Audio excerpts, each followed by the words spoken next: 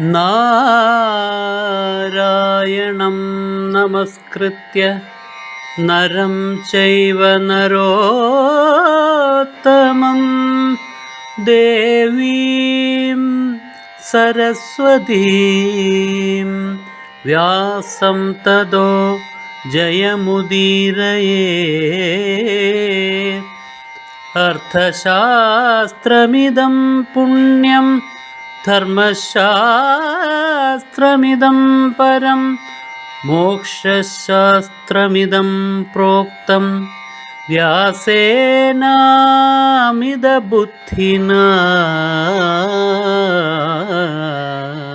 പിതുർനിയോഗാത് ജഗ്രാഹശുകോ ധർമ്മഭൃതം വര. ധർമ്മത്തെ അറിയുന്ന ആളുകളുടെ കൂട്ടത്തിൽ വച്ച് ശ്രേഷ്ഠനായിരിക്കുന്ന ആ ശുകബ്രഹ്മർഷി അച്ഛൻ്റെ വ്യാസഭഗവാന്റെ നിയോഗമനുസരിച്ചിട്ട്, അദ്ദേഹത്തിൻ്റെ കൽപ്പനയനുസരിച്ചിട്ട് പഠിക്കാൻ തുടങ്ങി. എന്തൊക്കെയാ പഠിച്ചതെന്നറിയോ? യോഗശാസ്ത്രം ച നിഖിലം കാപിലം ചൈവ ഭാരത. എല്ലാ യോഗശാസ്ത്രത്തെയും പഠിപ്പിച്ചു. യോഗം എന്നുള്ളത് ചേർച്ച. ഏറ്റവും കുറഞ്ഞ 2 വസ്തുവെങ്കിലും വേണമല്ലോ ചേർച്ചയ്ക്ക്. അതിൽ കൂടുതൽ എത്ര വേണമെങ്കിലും ആവാം. ഇവിടെ ചേർച്ചയെന്ന് പറയുന്നത് ജീവാത്മാവിൻ്റെയും പരമാത്മാവിൻ്റെയും ഐക്യമാണ്. നമ്മുടെ ഉള്ളിൽ നാം ആകുന്ന ജീവാത്മാവ് ഇരിക്കുന്നു. സർവത്ര വ്യാപിച്ച് എല്ലാറ്റിൻ്റെയും ഉള്ളിലും പുറമേയുമായിട്ട് ഈ പ്രപഞ്ചത്തെയും കടന്ന് അനാദി അനന്തമായിട്ട് പരമാത്മാവും നിൽക്കുന്നു. ഇത് രണ്ടും ഒന്നാണ്, രണ്ടല്ല. അത് നമ്മൾ ഇപ്പോൾ അറിയുന്നില്ല എന്നുള്ളതാണ് നമ്മുടെ കുറവ്. ഈ ജീവാത്മാവും പരമാത്മാവും ഒന്ന് തന്നെയാണെന്നുള്ള ആ ഏകത്വജ്ഞാനം നേടലാണ് ജീവിതത്തിൻ്റെ പരമലക്ഷ്യം. അതിനാണ് യോഗം എന്ന് പറയുക, ചേർച്ച. നമ്മുടെ ഈ തലത്തിൽ നിന്നുകൊണ്ടാണ് യോഗമെന്ന് അതിനെ പറയണേ. കാരണം ഇവിടെ ഞാനാകുന്ന ജീവാത്മാവ് വേറെ എന്നൊരു ധാരണയിലാണല്ലോ നാം. അതുകൊണ്ട് അതിന് യോഗമെന്ന് പറയും. യോഗം നേടിക്കഴിഞ്ഞാലോ? യോഗം നേടിക്കഴിഞ്ഞാൽ പിന്നെ അവിടെ യോഗമില്ല. എന്താ? ജീവാത്മാവ് ഒരു കാലവും പരമാത്മാവിൽ നിന്ന് വേറെ ആയിട്ടില്ല. നാം ഇപ്പോൾ ഞാൻ വേറെ ഞാൻ വേറെ ഞാൻ വേറെ എന്ന് ചിന്തിക്കുന്ന അനുഭവിക്കുന്ന അവസ്ഥയിലാണ്. അത് നമ്മുടെ അജ്ഞാനത്തിൻ്റെ ഫലം. പക്ഷെ ഈ അവസ്ഥയിലും യഥാർത്ഥത്തിൽ പരമാത്മാവിൽ നിന്ന് വേറെയല്ല നമ്മുടെ ഓരോരുത്തരുടെയും ഉള്ളിലിരിക്കുന്ന ഞാൻ. ഒരിക്കലും ജീവാത്മാവിന് പരമാത്മാവിൽ നിന്ന് വേറെയാവാൻ പറ്റൂല. പരമാത്മാവിൽ നിന്ന് വേറെയായൊരു ജീവാത്മാവും ഇല്ല. ഈ ജീവാത്മാവും പരമാത്മാവും ഒന്ന് തന്നെ. അത് യോഗം കിട്ടിക്കഴിയുമ്പോൾ മനസ്സിലാകും. അപ്പോഴാണ് യോഗം എന്നുള്ളതിന് അർത്ഥമില്ല. രണ്ടുണ്ടെങ്കിലല്ലേ യോഗം വേണ്ടൂ, രണ്ടിനെയും ഒന്നാക്കേണ്ടൂ. ഒരിക്കലും രണ്ടുണ്ടായിരുന്നില്ല, ഒന്ന് മാത്രമേ ഉള്ളൂ. ഏകമേവ അദ്വിതീയം, ഒന്ന് മാത്രം രണ്ടില്ലാത്തത്.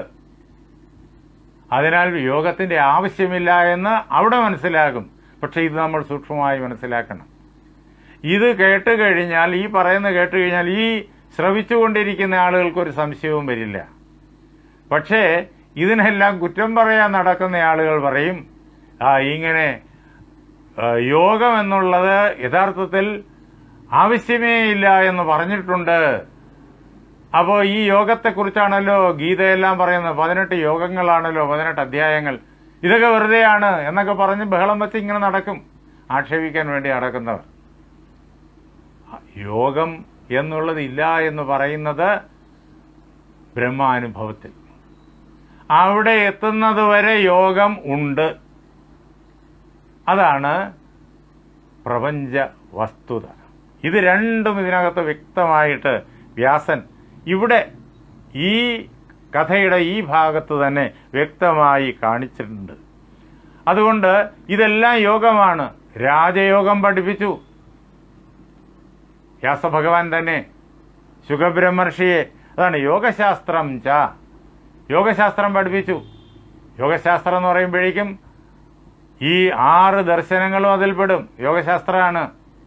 ന്യായവും വൈശേഷികവും സാഖ്യവും യോഗവും. യോഗം എന്ന് പറഞ്ഞാൽ രാജയോഗം. പൂർവമീമാംസയും ഉത്തരമീമാംസയും എല്ലാം യോഗമാണ്. യോഗാനുഭവത്തിൽ നമ്മെ കൊണ്ട് എത്തിക്കുന്നവയാണ്. അതെല്ലാം പഠിപ്പിച്ചു എന്ന് അതിനർത്ഥമുണ്ട്. എന്ന് മാത്രമല്ല രാജയോഗം പഠിപ്പിച്ചു എന്നും കൂടി അർത്ഥമുണ്ട്. നേരത്തെ പറഞ്ഞ അർത്ഥത്തിൽ തന്നെ അതുണ്ട്. പക്ഷെ ഒന്നുകൂടി പ്രത്യേകമായിട്ട് പറയണം. എന്താ രാജയോഗത്തിൻ്റെ ഏറ്റവും പരമമായിരിക്കുന്ന സിദ്ധാന്തം? യോഗ ചിത്തവൃത്തി നിരോധ. ചിത്തവൃത്തിയുടെ നിരോധമാണ് യോഗം. നമുക്ക് ചിത്തമുണ്ട്, മനസ്സുണ്ട്. ആ മനസ്സിന് നിരന്തരം പ്രവൃത്തിയുമുണ്ട്. 5 പ്രകാരത്തിലുള്ള പ്രവൃത്തികളാണ് മനസ്സിനുള്ളത്. യോഗശാസ്ത്രത്തിൽ അതെല്ലാം പിന്നെ വിശദമായിട്ട് പറഞ്ഞിട്ട് അതിനെ എങ്ങനെ നിരോധിക്കണമെന്നുള്ളതും പറയും. ഈ 5 പ്രകാരത്തിലുള്ളതായ വൃത്തികൾ കൊണ്ടാണ് ഈ ജഗത്ത് നമുക്കിങ്ങനെ അനുഭവപ്പെടുന്നത്. ചിത്തത്തിൻ്റെ ഈ 5 പ്രവൃത്തികൾ കാരണം അതിനെ നിശ്ചലമാക്കൽ, അതാണ് യോഗം. യോഗം എന്ന് പറയുന്നത് ചിത്തവൃത്തി നിരോധ. ചിത്തവൃത്തിയെ നിരോധിക്കുക, തടയുക.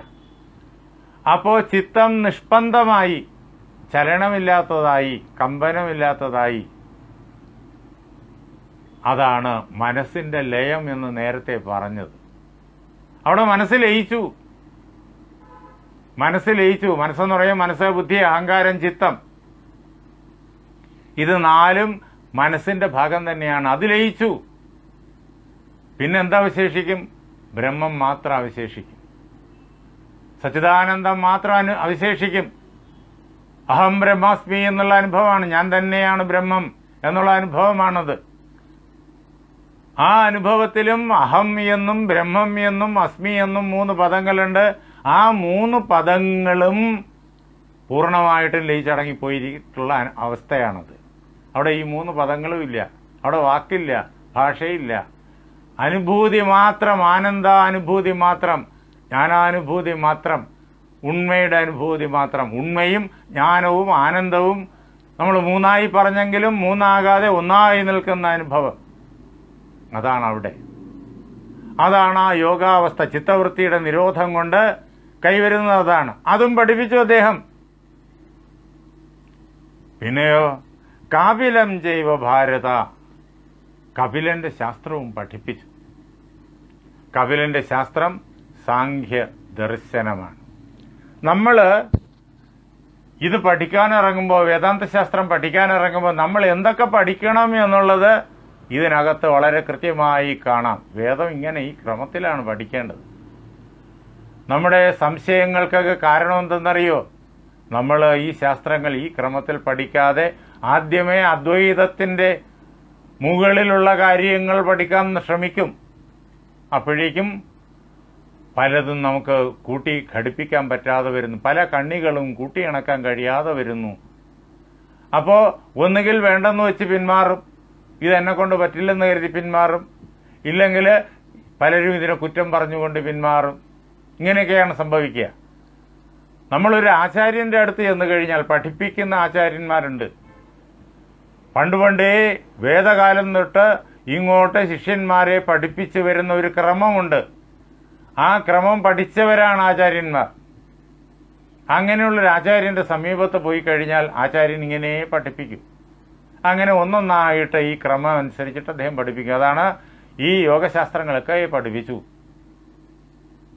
എന്നിട്ടോ കാപിലം ചെയ്യുക, കാപിലവും പഠിപ്പിച്ചു. പ്രത്യേകം എടുത്ത് പറയാണ്, കപിലനായിട്ട് നിർഗുണ നിരാകാര ബ്രഹ്മം എന്ന വാസുദേവൻ, നിർഗുണ നിരാകാര ബ്രഹ്മത്തെ വിഷ്ണുവായും നമുക്ക് ആചാര്യന്മാർ കാണിച്ചു തരും, ശിവനായും ആചാര്യന്മാർ കാണിച്ചു തരും. ഒന്ന് തന്നെ, വിഷ്ണു തന്നെ ശിവൻ, ശിവൻ തന്നെ വിഷ്ണു, രണ്ടുപേരും രണ്ടല്ല, അത് നിർഗുണ നിരാകാര ബ്രഹ്മമാണ്. അങ്ങനെ ആ വിഷ്ണു വാസുദേവൻ കപിലനായി അവതരിച്ചിട്ട് ഈ പ്രപഞ്ചത്തിൻ്റെ മുഴുവൻ രഹസ്യത്തെയും നമുക്ക് പറഞ്ഞു തന്നു. അതാണ് കാപിലം. അതിന് സാഖ്യ ദർശനം എന്ന് പറയും. ഈ പ്രപഞ്ചം കോടാനുകോടി വസ്തുക്കളെ കൊണ്ട്, ജീവനുള്ളതും ജീവനില്ലാത്തതുമായ വസ്തുക്കളെ കൊണ്ട് നിറഞ്ഞതാണ്. തുടക്കമോ ഒടുക്കമോ ഒന്നും നമുക്ക് പിടികിട്ടൂല. പക്ഷേ യഥാർത്ഥത്തിൽ ഇവിടെ എത്ര വസ്തുക്കളുണ്ട് എന്ന് കപില മഹർഷി അതിനകത്ത് പറഞ്ഞു തരും. അത് പഠിച്ചാൽ പിന്നെ വളരെ എളുപ്പമാണ്. സാഖ്യസൂത്രങ്ങളാണ് കപിലൻ്റേത്. അത് ലളിതമാക്കി സാഖ്യകാരികയായി ഈശ്വരകൃഷ്ണൻ നമുക്ക് പകർന്നു തന്നിട്ടുണ്ട്. അത് നമുക്ക് വ്യാഖ്യാനങ്ങളോടുകൂടി പഠിക്കാൻ പറ്റും. അനേകം വ്യാഖ്യാനങ്ങളുണ്ട്. വാചസ്പതി മിശ്രന്റെ വ്യാഖ്യാനമാണ് ഏറ്റവും സുപ്രധാനം. അങ്ങനെയുള്ള വ്യാഖ്യാനം, അദ്ദേഹത്തിൻ്റെ വ്യാഖ്യാനത്തിന് തന്നെ ധാരാളം വ്യാഖ്യാനങ്ങൾ ഉണ്ടായിട്ടുണ്ട്. അങ്ങനെയുള്ള വ്യാഖ്യാനത്തോടൊപ്പം ഏതെങ്കിലും ഒരു ആചാര്യൻ്റെ പാദത്തിലിരുന്ന് നാം കാപിലം പഠിക്കണം. 25 തത്വങ്ങളാണുള്ളത്. അതിൽ പറയും, ഈ പ്രപഞ്ചം ഇത്ര അനന്തകോടി പദാർത്ഥങ്ങൾ കണ്ടാലും ആകെ 25 തത്വങ്ങളേ ഉള്ളൂ. പ്രപഞ്ചം മുഴുവൻ ഉള്ളം കയ്യിലെ നെല്ലിക്ക പോലെ കയ്യിൽ കിട്ടും. കാപിലം അതിലെ ഒരൊറ്റ സൂക്തത്തിനകത്ത്, ഒരൊറ്റ മന്ത്രത്തിനകത്ത് ഈ 25 തത്വവും പറഞ്ഞു വെച്ചിട്ടുണ്ട്. മൂലപ്രകൃതി അവികൃതി മഹദാദ്യ പ്രകൃതി വികൃതയ സപ്തഃ ഷോഡശകസ്തു വികാരോ ന പ്രകൃതി വികൃതി പുരുഷ. 25 തത്വവും പറഞ്ഞു കഴിഞ്ഞിരിക്കുന്നു. 24 പ്രകൃതി തത്വങ്ങളും ഒരു പുരുഷ തത്വവും. 24 പ്രകൃതി തത്വങ്ങളിൽ ഏതൊക്കെയാണ്? മൂലപ്രകൃതി, അത് അവികൃതിയാണ്. അവികൃതി എന്നാണ് സാഖ്യദർശനത്തിൽ പറയുക. വേറൊന്നിൽ നിന്നും ഉണ്ടായതല്ല, വേറൊന്നിൽ നിന്നുണ്ടായതിനെ വികൃതി എന്ന് പറയും. മൂലപ്രകൃതി അത് അവികൃതിയാണ്, വേറൊന്നിൽ നിന്നും ഉണ്ടായതല്ല. അദ്വൈതത്തിൽ ഇവിടെ കാഴ്ചപ്പാടിന് വ്യത്യാസം വരും. അതവിടെ നിൽക്കട്ടെ. ഇപ്പം നമ്മൾ സാഖ്യം മാത്രം പഠിക്കുന്നു. മൂലപ്രകൃതി അവികൃതിയാണ്, വേറൊന്നിൽ നിന്നും ഉണ്ടായതല്ല എന്നും ഉള്ള വസ്തുവാണ്. എന്നിട്ട് അതിൽ നിന്നിട്ട് 7 പദാർത്ഥങ്ങൾ, അത് ഒരേ സമയം പ്രകൃതിയുമാണ് വികൃതിയുമാണ്. പ്രകൃതി എന്ന് വെച്ച് കഴിഞ്ഞാൽ മറ്റൊരു വസ്തുവിന് ജന്മം നൽകുന്നത്, മറ്റൊന്നിൻ്റെ മാതാവായോ പിതാവായോ നിൽക്കുന്നത്, അതാണ് പ്രകൃതി. മറ്റൊന്നിൻ്റെ മാതാവായി നിൽക്കുന്നത് പ്രകൃതി. മറ്റൊന്നിൽ നിന്നും ഉണ്ടായത്, സന്താനമായി ഉണ്ടായത്, അത് വികൃതി. മൂലപ്രകൃതി അവികൃതിയാണ്, ഒന്നിൽ നിന്നും ഉണ്ടായതല്ല, അതെന്നും പ്രകൃതിയാണ്. അത് മറ്റെല്ലാറ്റിൻ്റെയും മാതാവായി നിൽക്കുന്നു. പിന്നെയോ മഹത്ത് തുടങ്ങി 7 എണ്ണം പ്രകൃതിയുമാണ് വികൃതിയുമാണ്. മഹദാദ്യ പ്രകൃതി വികൃതയ സപ്തഃ. ഏതൊക്കെയത്? മൂലപ്രകൃതിയിൽ നിന്ന് മഹത്തത്വം ഉണ്ടായി, അതുകൊണ്ട് അത് മൂലപ്രകൃതിയിൽ നിന്നുണ്ടായ വികൃതിയാണ് മഹത്തത്വം. ആ മഹത്തത്വത്തിൽ നിന്നിട്ട് അഹങ്കാരതത്വം ഉണ്ടായി. അപ്പോൾ ഈ മഹത്തത്വം എന്തായി? അഹങ്കാരതത്വത്തിൻ്റെ മാതാവായി. അപ്പോൾ അത് പ്രകൃതിയുമായി. മഹത്തത്വം മൂലപ്രകൃതിയിൽ നിന്നുണ്ടായതുകൊണ്ട് വികൃതിയാണ്. അതേസമയം മഹത്തത്വത്തിൽ നിന്നിട്ട് അഹങ്കാരതത്വം ഉണ്ടാകുന്നത് കൊണ്ട് അഹങ്കാരതത്വത്തിൻ്റെ പ്രകൃതിയുമാണ്. അങ്ങനെ പ്രകൃതി വികൃതിയാണ് മഹത്തത്വം. അഹങ്കാരതത്വവും അങ്ങനെ പ്രകൃതി വികൃതിയാണ്. അതിൽ നിന്ന് ശബ്ദതത്വം, അതിൽ നിന്ന് സ്പർശതത്വം, അതിൽ നിന്ന് രൂപതത്വം, അതിൽ നിന്ന് രസതത്വം, അതിൽ നിന്ന് ഗന്ധതത്വം, ഇവയെല്ലാം പ്രകൃതി വികൃതികളാണ്. അങ്ങനെ ഒരു മൂലപ്രകൃതി, 7 പ്രകൃതി വികൃതികൾ, 7 8ആയി. പിന്നെയോ ഷോഡശകസ്തു വികാര, 16 എണ്ണം വികാരങ്ങൾ അഥവാ വികൃതികൾ മാത്രം. അതിൽ നിന്ന് വേറൊന്നും ഉണ്ടാകുന്നില്ല. അത് നേരത്തെ പറഞ്ഞ പ്രകൃതി വികൃതികളിൽ നിന്നുണ്ടായത്. ഷോഡശ 16 എണ്ണം. ഏതൊക്കെയാണ്? ഒരു മനസ്തത്വം, മനസ്സ് ബുദ്ധി അഹങ്കാരം ചിത്തമെന്ന് 4ആയി പഠിക്കുന്നത് ഒരൊറ്റ മനസ്തത്വം. പിന്നെ 5 ജ്ഞാനേന്ദ്രിയങ്ങൾ, 5 1 6ആയി. 5 കർമ്മേന്ദ്രിയങ്ങൾ 11ആയി. 5 സ്ഥൂലഭൂതങ്ങൾ 16ആയി. അതാണ് ഷോഡശകസ്തു വികാര, 16 എണ്ണം വികാരങ്ങൾ. അപ്പോൾ അവികൃതിയായ മൂലപ്രകൃതി, 7 പ്രകൃതി വികൃതികൾ. അപ്പോൾ 7 1 8ആയി. 16 വികൃതികൾ മാത്രം. അപ്പോൾ 16ഉം 8ഉം 24ആയി. ഇനി ഒരാൾ കൂടിയുണ്ട്, അയാളാണ് പ്രധാനം. ന പ്രകൃതി വികൃതി പുരുഷ. പിന്നെ പുരുഷൻ എന്നൊരു തത്വമുണ്ട്, ആത്മാവ്. അതിൽ സാഖ്യദർശനത്തിൽ പുരുഷൻ എന്നേ പറയൂ. അതിനൊക്കെ കാരണമുണ്ട്. അത് പ്രകൃതിയുമല്ല വികൃതിയുമല്ല. അതാണ് ന പ്രകൃതി വികൃതി. അത് വികൃതിയല്ല, വേറൊന്നിൽ നിന്നുണ്ടായതല്ല. അത് സ്വയംഭൂവാണ്, അത് ഉള്ളതാണ്. അത് ഉള്ളതാണ്. സ്വയംഭൂ എന്ന് നമുക്ക് മനസ്സിലാക്കാൻ പാകത്തിന് പറയുന്നു എന്നേ ഉള്ളൂ. അവിടെ ഒരു ഭൂശബ്ദം ഉണ്ട്, അതങ്ങനെ ഭൂ അല്ല. അതുകൊണ്ട് അത് വ്യത്യസ്തത കാണിക്കാനാണ് സ്വയം എന്നും കൂടി ചേർത്തത്. ഉള്ള വസ്തുവാണത്. അതേസമയം അതിൽ നിന്ന് വേറെ എന്തെങ്കിലും ഉണ്ടായോ? ഉണ്ടായില്ല എന്ന് സാഖ്യ സിദ്ധാന്തം. അതുകൊണ്ട് അത് പ്രകൃതിയുമല്ല. വേറൊന്നിൽ നിന്നുണ്ടായതല്ല. അതിനാൽ ഈ പുരുഷൻ വികൃതിയല്ല, പുരുഷനിൽ നിന്നിട്ട് വേറൊന്നും ഉണ്ടായിട്ടില്ല, അതിനാൽ അത് പ്രകൃതിയുമല്ല. അതാണ് ന പ്രകൃതി വികൃതി പുരുഷ. അങ്ങനെ 24 പ്രകൃതി തത്വങ്ങളും ഒരു പുരുഷ തത്വവും. അങ്ങനെ 25 തത്വങ്ങൾ ഈ പ്രപഞ്ചത്തിലെ ജീവനുള്ളതും ജീവനില്ലാത്തതുമായ സമസ്ത പദാർത്ഥങ്ങളും ഇതിനകത്ത് പെടും. നമ്മളിത് സാഖ്യ കാരികയിൽ നിന്ന് പഠിക്കും. അത് പഠിക്കുമ്പോൾ ഈ ലോകം മുഴുവൻ ഉള്ളം കയ്യിലെ നെല്ലിക്ക പോലെ ഇരിക്കും. പിന്നെ ഈ വേദാന്ത ശാസ്ത്രം വളരെ എളുപ്പത്തിൽ മനസ്സിലാകും. അത് മനസ്സിലാകാൻ പഠിക്കേണ്ടത് ഈ യോഗശാസ്ത്രവും അതേപോലെ തന്നെ കാപിലവുമാണ്. ഇത് പഠിപ്പിച്ചു വ്യാസൻ. ആരെ? ശുകബ്രഹ്മർഷി. അതാണ് ആ വിദ്യാരംഭം, ആ വിദ്യാഭ്യാസ ക്രമം. നമ്മൾ ശുകൻ ജനിച്ചത് തൊട്ട് ഇതുവരെയുള്ള ആ വിദ്യാഭ്യാസ ക്രമം നാം പഠിക്കുകയാണ്. സ്വാധ്യായം, ഇതാണ് സ്വാധ്യായം. ഇങ്ങനെ വ്യക്തമായ ലക്ഷ്യം, ധർമ്മം എന്നുള്ള വ്യക്തമായ ലക്ഷ്യം, ധർമ്മം എന്നത് ബ്രഹ്മം തന്നെയാണ്. ആ വ്യക്തമായ ലക്ഷ്യം വച്ചുകൊണ്ടുള്ള വിദ്യാഭ്യാസം, അതാണ് സ്വാധ്യായം. ഇനി തുടർന്ന് ഉള്ളതായ ഭാഗങ്ങൾ നമുക്ക് നാളെ 8:30 ചർച്ച ചെയ്യാം. നാളെ 8:30 എല്ലാവരും ക്ലാസ്സിൽ വന്നു ചേരണം. സുഹൃത്തുക്കളെയും ബന്ധുക്കളെയും എല്ലാം അറിയിക്കണം. എല്ലാവരെയും ഇതിലേക്ക് കൊണ്ടുവരണം. ഇത് ലോകം മുഴുവൻ പഠിക്കാനുള്ളതാണ്. അതിനാദ്യം നാം പഠിക്കണം. നമ്മുടെ ചുമതലയാണ്, ഇത് കേട്ടുകൊണ്ടിരിക്കുന്ന എല്ലാവരുടെയും ചുമതലയാണ് ഈ ലോകത്തിൽ എല്ലാ നാട്ടിലുള്ള ആളുകൾക്കും എല്ലാ ഭാഷ സംസാരിക്കുന്ന ആളുകൾക്കും ഈ മഹാജ്ഞാനത്തെ കൊണ്ട് എത്തിച്ചു കൊടുക്കുക എന്നുള്ളത്. അതിന് നാം ഇത് ഉൾക്കൊള്ളണം. അതിന് ഗുരുനാഥന്മാരുടെ അനുഗ്രഹം നമുക്കെല്ലാവർക്കും ഉണ്ട്. ആ ഗുരുനാഥന്മാർ നമ്മെ അനുഗ്രഹിച്ചുകൊണ്ടിരിക്കുന്നു. നാം തയ്യാറായാൽ മതി. അതിനുവേണ്ടിയുള്ള പരിശ്രമം ചെയ്യണം എന്ന്, ആ പരിശ്രമം ഉള്ളതുകൊണ്ടാണ് ഇതിൽ വരുന്നത്.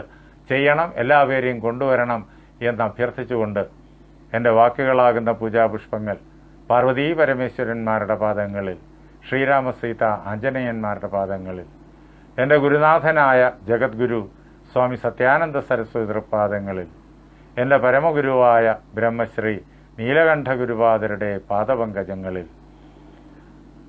ഈ മഹാവിദ്യ നമുക്ക് പകർന്നു തരുന്ന വ്യാസഭഗവാന്റെ പാദപത്മങ്ങളിൽ, നിങ്ങളുടെ ഓരോരുത്തരുടെയും ഹൃദയത്തിൽ കുടികൊള്ളുന്ന ഗുരുനാഥൻ്റെ പാദപത്മങ്ങളിൽ, ആ ധന്യമായ സങ്കല്പം കൊണ്ട് പവിത്രമായിരിക്കുന്ന നിങ്ങളുടെ ഹൃദയങ്ങളിൽ പൂജാപുഷ്പങ്ങളെന്നോണം സമർപ്പിച്ചുകൊള്ളുന്നു. ജയ് സീതാറാം.